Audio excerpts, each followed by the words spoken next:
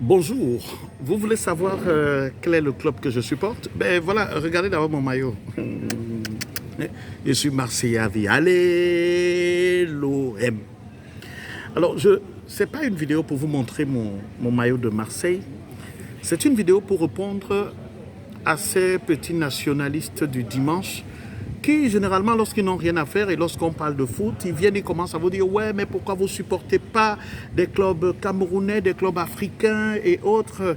Je voudrais leur dire, l'attachement à ces clubs commence d'abord par le satellite qu'on nous envoie. Et ensuite, parfois par des histoires des joueurs africains qui ont évolué dans ces clubs, qui ont créé un attachement profond avec ces clubs. Moi, par exemple, je supporte Marseille parce que, à l'époque, je suis fou, amoureux de Joseph-Antoine Bell, de ses performances. Et donc, je finis par me dire que il faut que je supporte l'Olympique de Marseille. C'est comme ça que je suis attaché à ce club.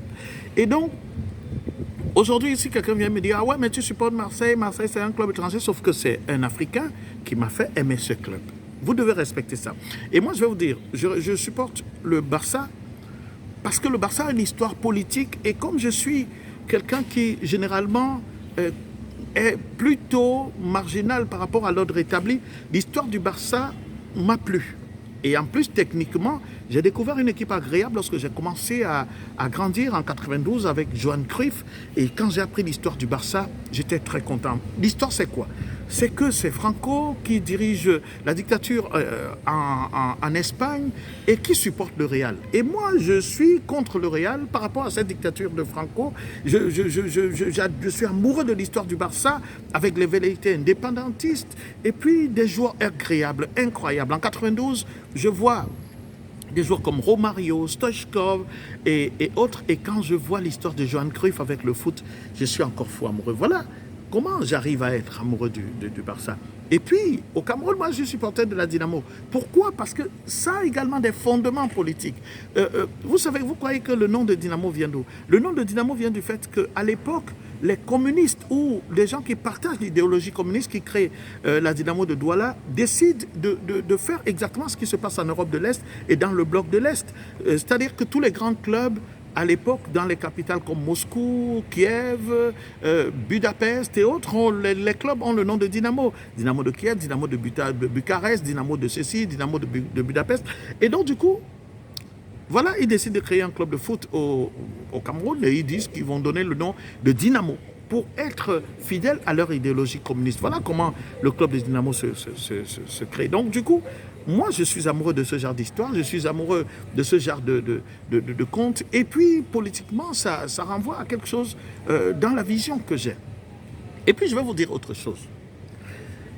Tous les grands joueurs africains, généralement, prenaient les noms des joueurs ailleurs. Pelé, Maradona, Simonsen, Piazza, et ainsi de suite. Et donc, du coup, Zico, et ça, c'est des belles histoires. Ça n'a rien à voir avec la délimitation géographique, ça a quelque chose à voir avec l'émotion que chacun se crée et l'histoire qu'il veut raconter. C'est pour cela qu'il faut qu'on arrête. Parce que si aujourd'hui on entre dans les clubs africains, il y a des clubs à l'échelle africaine continentale qui ont écrit de belles histoires. Je commence par un club comme l'Orix de Douala. L'Orix a gagné le premier trophée de la Coupe d'Afrique des clubs champions, organisée au Ghana en 1965. Mais si vous arrivez à Douala au Cameroun, vous demandez où est le trophée que Orix avait gagné, vous pouvez le trouver nulle part. Il n'y a aucun endroit où on raconte l'histoire de Orix de Douala. Pourquoi vous voulez que les gens soient attachés à un club qui n'a plus d'histoire et que vous effacez volontairement? Si vous arrivez au Canon, vous dites, montrez-moi un peu le trophée que le Canon a gagné en 71, vous n'allez jamais le voir. Ou en 60, ou en 80, vous n'allez jamais le voir. Union de Douala, la même chose. Le dernier club qui a gagné le trophée africain, c'est l'Union de Douala, c'était en 81. Mais si vous demandez où est le trophée de l'Union, vous ne le trouverez nulle part. Et c'est ça le problème. Donc il y a même des joueurs qui jouent dans ces clubs qui ne connaissent même pas l'histoire incroyable et magnifique que ces clubs ont écrit. Et pourquoi vous faites donc le procès des Africains qui supportent ces clubs? Commencez déjà par le satellite qui vous montre Manchester United, Manchester City, ainsi de suite. Vous pensez que les jeunes, quand il a fini de regarder ce match, ils regardent les matchs de championnat, ils ne voient rien du tout. Ils ne connaissent même pas l'histoire de ces clubs. Pourquoi vous voulez qu'ils soient attachés à ça? Alors, il faudrait que le nationalisme soit adapté à l'évolution et qu'on mette les moyens pour que ce nationalisme parle. On ne va pas supporter un club juste parce qu'on veut faire quelque chose. Non, il faudrait qu'il y ait l'histoire à raconter, des références. Quand vous entrez au Nou Camp, vous entrez dans le tunnel du Nou Camp.